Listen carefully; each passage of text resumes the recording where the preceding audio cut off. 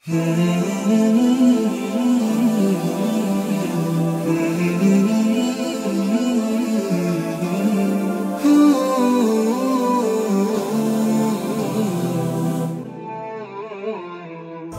يجدد في المدى. Bismillahirrahmanirrahim. Salatu wassalam ala asyrafil mursalin wa ala alihi wa sahbihi ajma'in. Assalamualaikum warahmatullahi wabarakatuh. Mga kapatid sa Islam, nandito naman po tayo para magbigay ng Islamikong po tayo patungkol ito sa alipin ng mga alipin. Opo mga kapatid sa Islam, mula tayo kay Allah subhanahu wa ta'ala. Ibig sabihin, sa panimula, tayo po ay alipin ng Allah. Ganon talaga tayo ginawa. Ganon tayo idinisenyo ng Allah subhanahu wa ta'ala.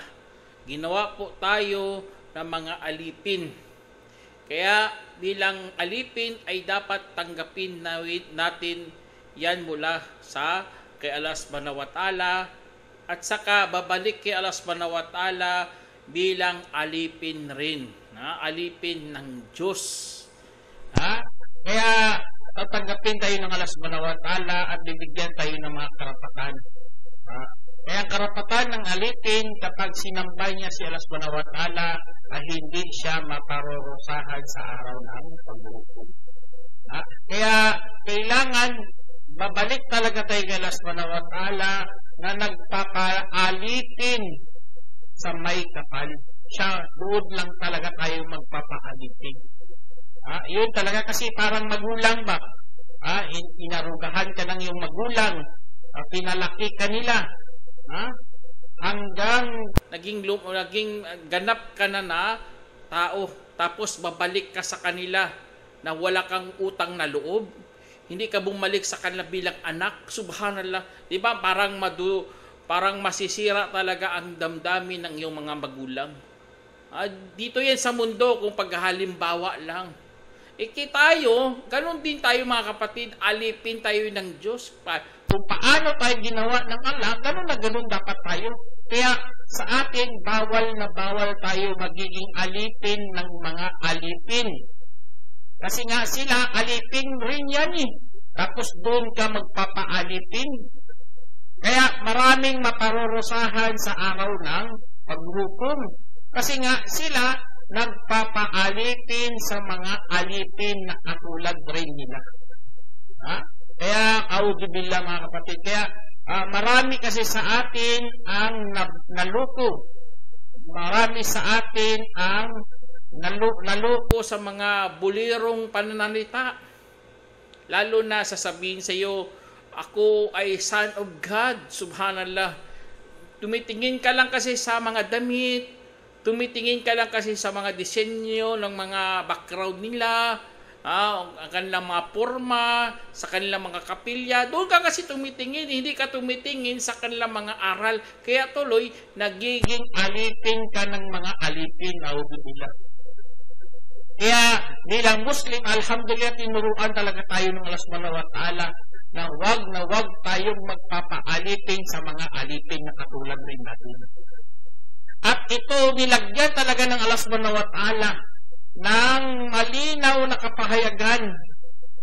Sinabi ng Allah subhanahu wa ta'ala sa Quran, "Ma kana li basharin ay yu'tiyahu Allahul kitaba wal hukma wan nubuwah thumma yaqulu lin-nasi kunu ibadan li min dunillahi walakin kunu rabbaniyina bima kuntum tuallimuna al-kitaba wa bima kuntum tadrusun."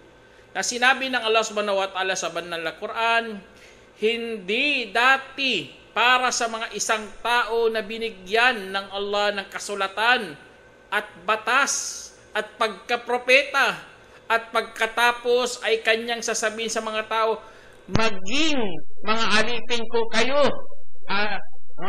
Bukod pa kay Allah subhanahu. Walang nagsabi ng gano'n mga propeta mga kapatid. Binigyan sila ng kasulatan, binigyan sila ng batas, binigyan sila ng pagkapropeta. Tapos yun ang kanilang sasabihin, wala kang makikita sa mga propeta o kaya sa makikinig o marinig sa kanilang mga palambuhay. Kasi nga Walang propeta nagsabi ng ganun. Kaya napaka-imposible talaga si Kristo nagsabi na siya ay Diyos. O kaya sinabi ni Kristo, magpaalipin kayo sa akin. Wala. Kahit na si Kristo sa kanilang banal na kasulatan sa Biblia nila, wala ka ring makita doon na si Kristo mismo nagsabi. Ibang tao siguro may nagsabi. Kasi haka-haka yun ang nangyari sa kanila. Kaya tayo mga Muslim, alhamdulillah, binigyan tayo ng linaw ng Allah subhanahu wa ta'ala na bawal sa atin magiging alipin ng mga alipin. Kadugtong ng talata, ngunit maging mga makadiyos kayo sa anumang itinuro dati sa inyong ng kasulatan at sa anumang dati ninyong pinag-aaralan. Allahu Akbar. Tingnan nyo. Ang mga aral dati pa lang mga kapatid, ganun na ganun din. Walang ipinagbago na ang tao. Ang alipin ay alipin. Hindi pwede siya mangingibabaw o kaya hindi siya pwede umangat. Walang ganun mga kapatid. Kung anong tinuro sa atin ng mga kasulatan, ganun na ganun din ang turing natin sa mga alipin ng Allah. Kaya bakit ka magpapaalipin kay Kristo? Si Kristo nga alipin ng Diyos, tapos doon ka nagpapaalipin kay Kristo. Magpaalipin ka sa Diyos mismo ni Kristo. Allahu Akbar. Ganun na ganun ang buod ng katuruan ni Kristo mga kapatid, na magpaalipin. Kaya tuloy, sa dami ng mga tao na luko mga kapatid, naapi pa sila. Dahil sa mga gawa-gawang mga paniniwala niyan. Kasi sasabihin nila, sila raw mga anak ng Diyos, na bumaba sa lupa. Subhanallah, naluko kasi sa mga maling doktrina na pabor naman sa kanila. Naluko ang mga ibang tao. Kaya tuloy, naging alipin sila ng mga alipin. Kaya, yan yung sa time ni Paraon. Ganun na sila Paraon. Sasabihin niya, siya Diyos. Subhanallah. Gusto niya kasi alipinin niya lahat ng mga Bani Israel. Ang iba na naman, sabi niya anak ng Diyos, tapos ipapagawa niya kanyang mansyon na wala namang bayad. Subhanallah. Naluko talaga Nagano talaga sila. Pinagluluko sila gamit ang religion. Kaya sa atin, alhamdulillah, hindi ganun mga kapatid.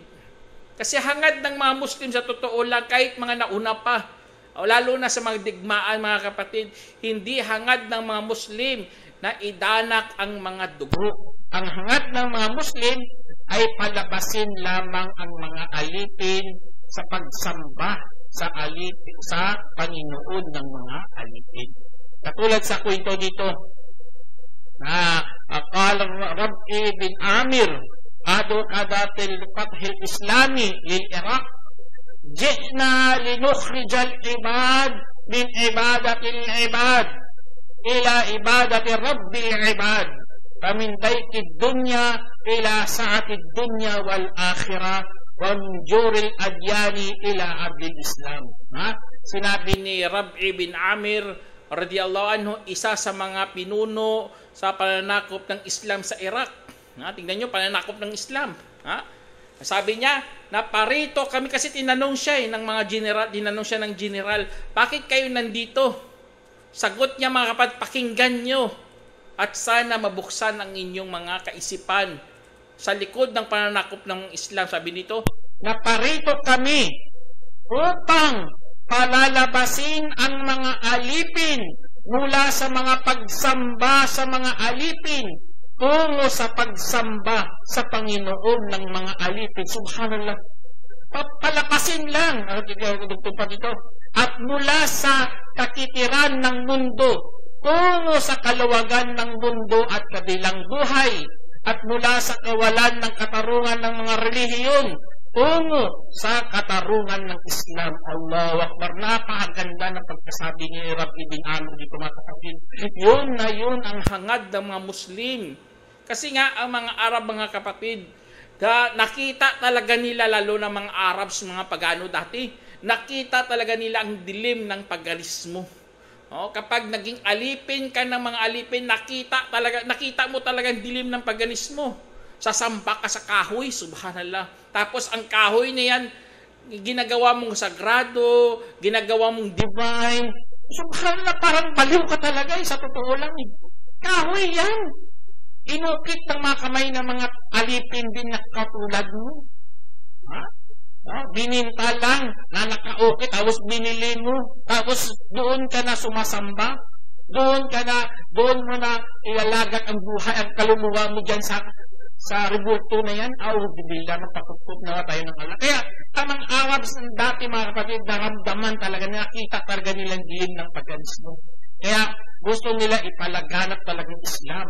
Kasi doon tayo makapagsamba sa nag-iisang Diyos.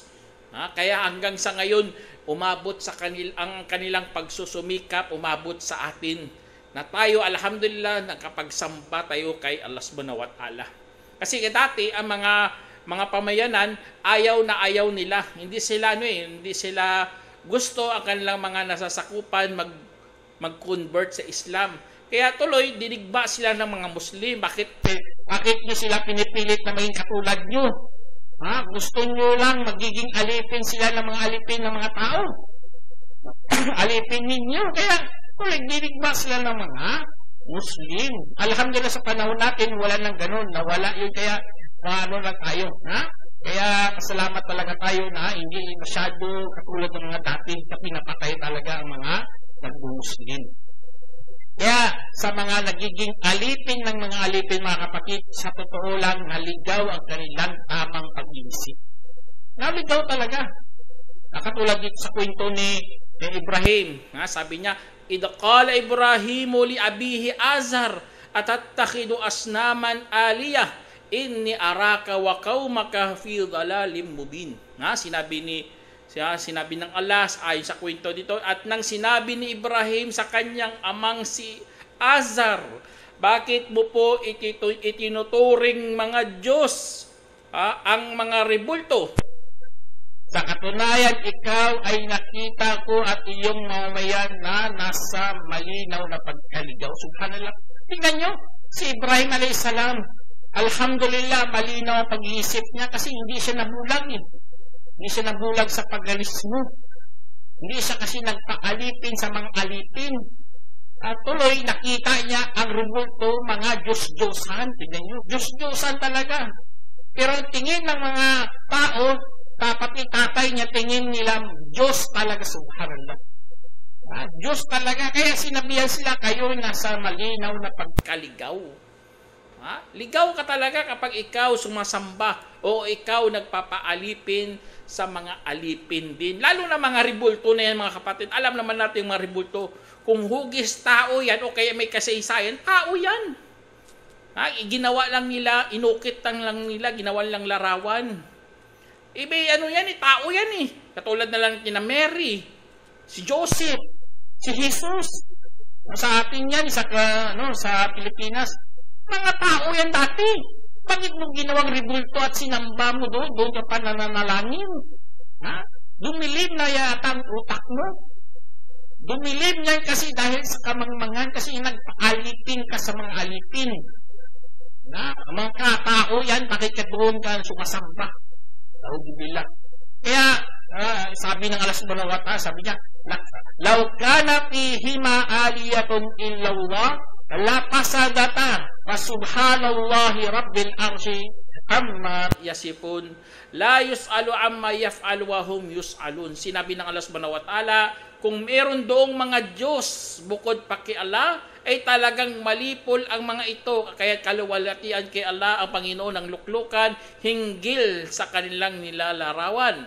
Hindi siya tatanungin hinggil sa kanyang ginagawa, habang sila naman ang tatanungin. Kaya dyan sa sinabi ng Allah subhanahu wa ta'ala, kung mag-iisip talaga tayo mga tao na yun, mga kapatid, kung daming Diyos, siyempre mag-away-away yun. Gusto niyo siya maghahari, subhanallah. Magpaano yun sila, magsisiraan. Kaya gano'n na gano'n, mga kapatid. Kaya ang higwang paniniwala yan, bunga po yan ng pag-aalipin sa mga alipin. Ninyo? Kahit sila, mga kapatid, hindi nila kayang ipaliwanag yan.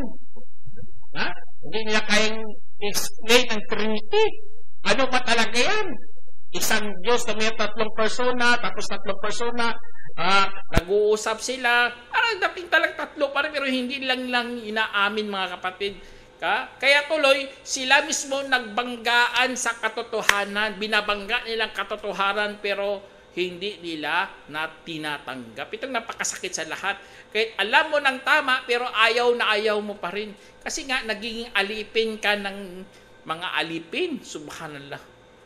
Meron nga dito sa time nyo ni Paraon, sabi si tungkol kina Paraon, sabi ng Allah, wajahadu biha wastaykanat anfusuhum dulman wa ulwa wandur kayfa kana aqibatul mufsidin. Sinabi ng Allah Subhanahu wa Ta'ala sa banal na Quran, at ikinaila nila ang mga ito habang, tignan nyo, ikinaila nila mga ito habang nakatiyak naman ang kanilang mga sarili bilang pang-api at pagmamataas. Subhanallah. Itong nakakatakot sa lahat, mga kapatid. Kasi nga gusto mo lang apihin mga tao, ayaw mo bitawan ang posisyon, ayaw mo bumaba. Yun, pang inaapi mo kasi mga tao eh. Gusto mo titignan ka ng mataas ng mga tao, subhanallah. Tapos nagmamalaki ka pa, nga ikaw ganito. Yung katulad kay Paraon, siya hari, siya makapangyarihan, siya Diyos. Kaya ang kahinatnan nila, mga kapatid, ay kapahamakan. Kaya huwag natin gayahin ang mga ganitong mga tao. Magpapaalipin talaga tayo kay Allah Subhanahu wa Ta'ala, kasi ang Allah Subhanahu wa Ta'ala, siya po ang tunay na Diyos. Doon tayo magpapaalipin sa Panginoon ng mga alipin kay Allah Subhanahu wa Ta'ala. Kaya ang Allah Subhanahu wa Ta'ala, mga kapatid, binigyan tayo ng pabor, sa totoo lang. Binigyan tayo ng pahintulot kapag sambahin natin si Allah Subhanahu wa Ta'ala ay makapasok ka sa paraiso. Tingnan nyo, grabe talagang pabor ng Allah Subhanahu wa Ta'ala. Makakapahintulot ngayon. Kung gusto mo makapasok sa paraiso, sambahin mo siya. At binigyan ka ng Allah ng pahintulot para dyan. Binigyan ka ng kalayaan, binigyan ka pa ng mga biyaya, binigyan ka pa ng tamang pag-iisip. Kung hindi ka nag-iisip kasi nga nagpaalipin ka doon sa mga alipin, hindi ka makakaisip ng ganun. Akala mo ng Diyos, inihigpitan ka. Subhanallah, dadami ng mga batas, bawal pagbaboy, bawal pangalunya, bawal magnakaw. Inihigpitan ka ng Diyos, gusto mo kalayaan. Subhanallah, maling pag-iisip mo yan. Kasi nga, mga kapahintulutan yan ng Allah, binigyan ka ng pahintulot na gumawa ng mabuti para makapasok ka sa paraiso, para malabog sa iyong Diyos. Ganun ang pabor ng Allah Subhanahu wa Ta'ala. Kaya kung hindi ka nagpapaalipin kay Allah, mali talagang iyong pag-iisip. Tingnan nyo, subhanallah, kung gusto nila patayin ng Diyos, subhanallah. Lalo na sila, sumubra na sila eh.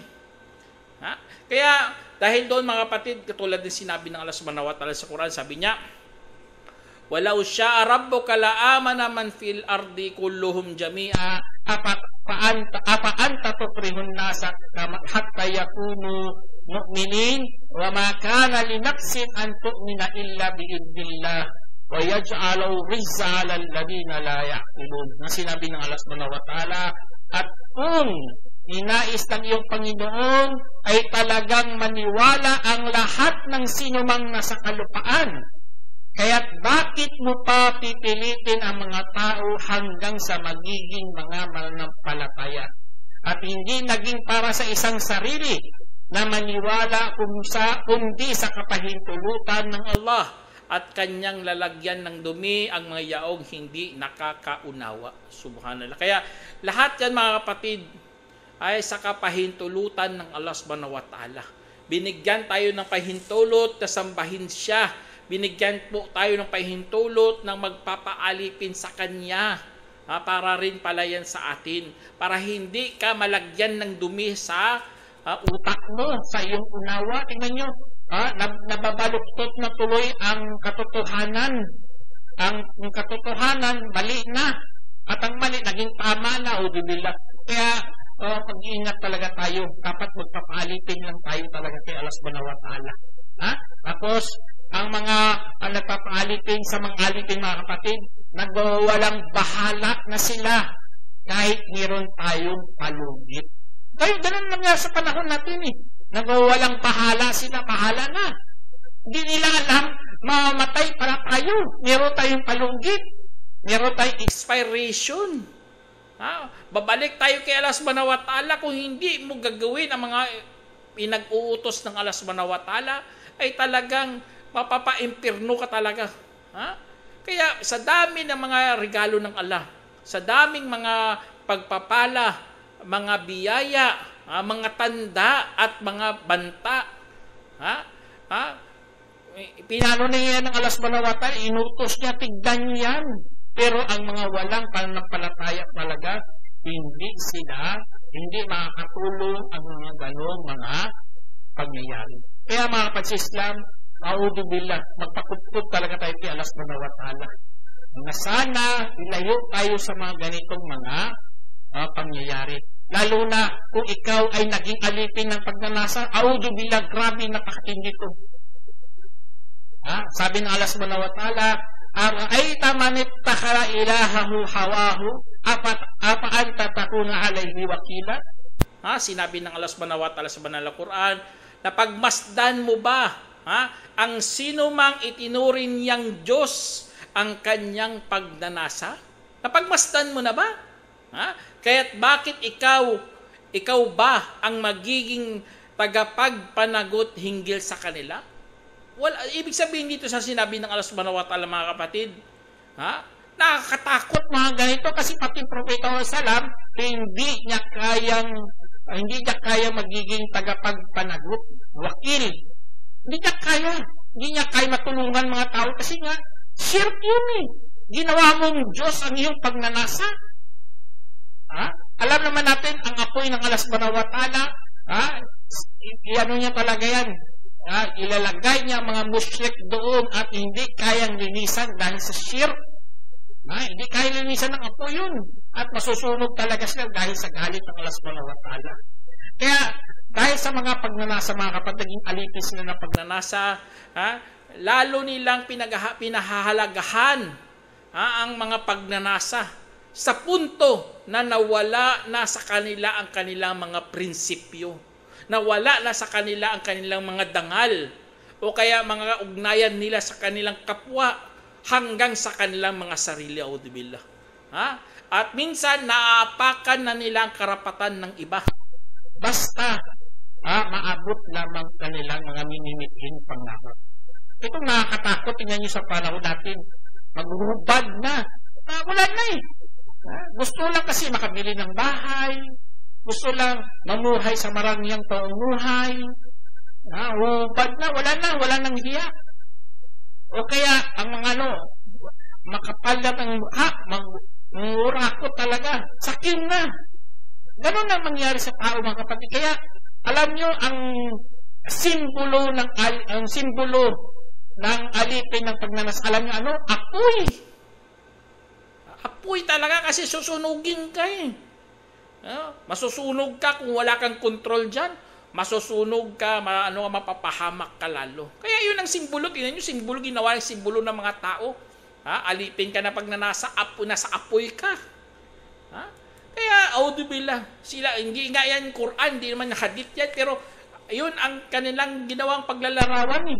Basta ikaw alipin ng pagnanasa, apoy. Kaya, yun ang ingatan natin, mga kapatid. Sana ilayo tayo ng Allah subhanahu wa ta'ala sa mga ganitong mga pangyayari. Lalo na kung ikaw rin, mga kapatid, sumasamba sa gawa-gawa ng mga alipin. Ito napaka talaga, nakapanganib sa lahat, mga kapatid. Shirk kasi yun eh. Kahit ka nagawa ng sasamba sa mga gawa-gawa lamang. Kaya, kahit si Musa alayhis salam, di ba? Sa kwento ng sa Quran, bumalik sa kanyang mamamayan, nagalit na galit, at nagluluksa siya. Galit na galit, naluluksa. Kasi nga, pagbalik niya, bakit sumasamba ng mga tao doon sa mga ribulto? Kaya nahihagis niya nga ang mga tableta sa sobrang galit niya. Tapos kinuha niya pa, hinila niya pa ang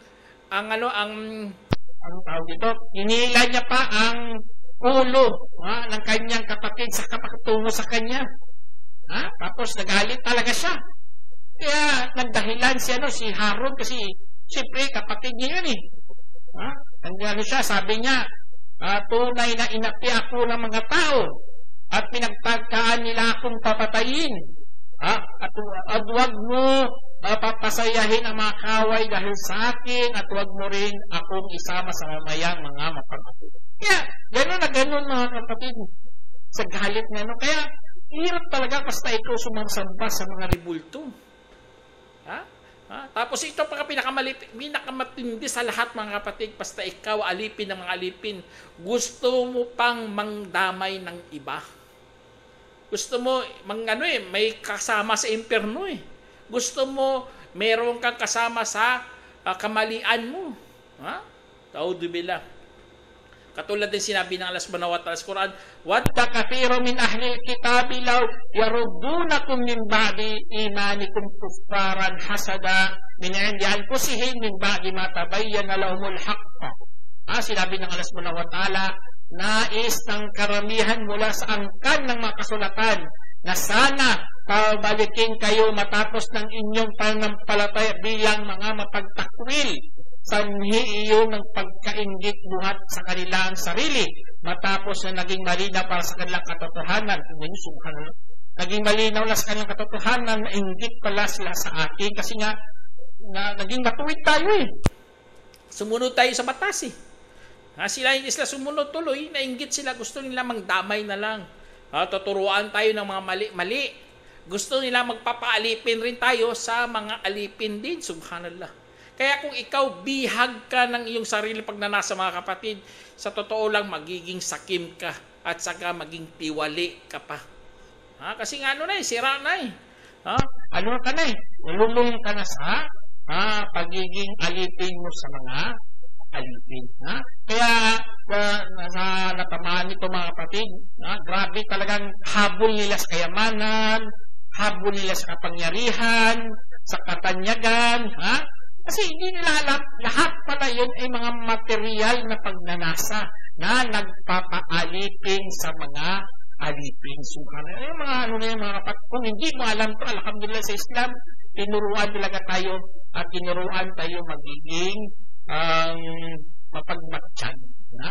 Ito isa sa mga huli kong payo mga kapatid, tatapusin ko, sasabihin ko sa hadith ni Prophet Muhammad Salam. Sabi ni inulat ni Abu Hurairah radhiyallahu anhu na sinabi ng Prophet Salam, kasuklam-suklam o kasuklam-suklam sa alipin ng dinar, kasuklam-suklam sa alipin ng dirham, kasuklam-suklam sa alipin ng katifa. Ibig damit to kasuklam-suklam sa alipin na kamisa, yung tela. Kapag nabigyan ay nalulugod at kapag hindi naman nabigyan ay nagagalit.